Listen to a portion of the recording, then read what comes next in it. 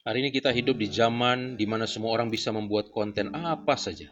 Setiap hari jutaan video diunggah, jutaan kata dibagikan, jutaan opini disampaikan. Tetapi di tengah begitu banyak konten, seringkali justru sedikit kesaksian.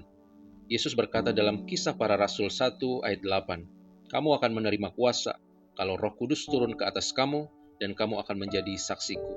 Saudara, kesaksian bukan sekedar berbicara tentang Tuhan. Kesaksian adalah hidup yang menunjukkan bahwa Tuhan sungguh bekerja di dalam diri kita. Di dunia digital, orang bisa dengan mudah membagikan ayat Alkitab, kutipan rohani, atau renungan singkat. Itu baik, tetapi kesaksian lebih dari sekedar membagikan kata-kata. Kesaksian adalah ketika hidup kita sendiri menjadi bukti bahwa Injil itu nyata. Bayangkan dua orang yang bersama-sama berbicara tentang kasih. Yang satu hanya mengunggah kata-kata tentang kasih, yang lain sungguh-sungguh mengampuni orang yang menyakitinya. Mana yang lebih kuat? Tentu yang kedua, saudara.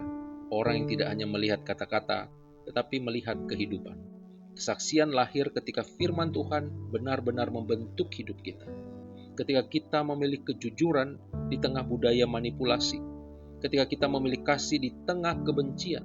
Ketika kita tetap berharap pada Tuhan di tengah kesulitan.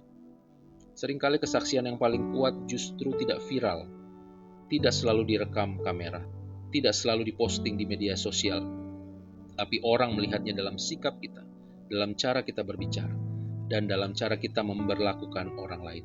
Itulah kesaksian hidup yang sejati, yakni hidup yang memuliakan Kristus.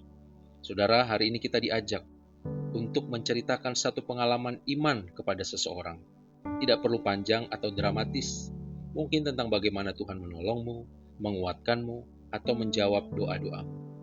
Biarlah orang tidak hanya melihat konten tentang Tuhan, tetapi juga mendengar kesaksian tentang bagaimana karya Tuhan di dalam hidup. Mari kita berdoa.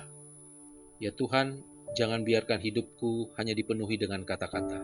Pakailah hidupku untuk menjadi kesaksian tentang kasih dan kuasa-Mu. Amin. Saudara-saudara, jika renungan ini memberkatimu, bagikan kepada sahabatmu. Mari berjalan bersama di dalam perjalanan 40 hari menapaki jalan salib.